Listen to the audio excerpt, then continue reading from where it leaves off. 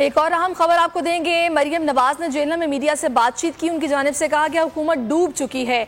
जब कोई डूब जाता है तो उसके साथ कोई नहीं डूबता। नताइज तो आ गए, अब तो पूरे पाकिस्तान में जश्न का वक्त है। इंशाअल्लाह पूरे पाकिस्तान में जश्न होगा। मरियम नवाज ने जेहलम में मीडिया से गुफ्तगू करते हुए कहा कि जब कोई डूब जाता है तो उसके साथ कोई नहीं डूबता। उन्होंने क्या कहा, आइए देखते हैं।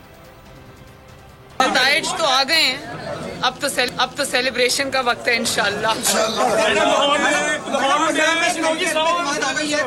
पूरे पाकिस्तान में सेलिब्रेशन होगी इंशाअल्लाह।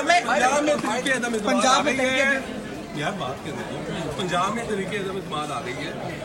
आप क्या देख रहे हैं, इत्तेहादी अब अवाम के साथ होंगे या इस हुकूमत के साथ होंगे?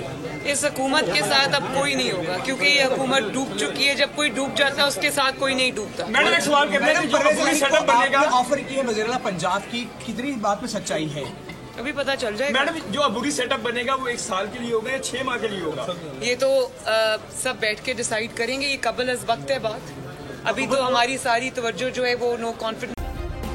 सब्सक्राइब करें और बेल दबाएं ताकि कोई खबर रह न जाए।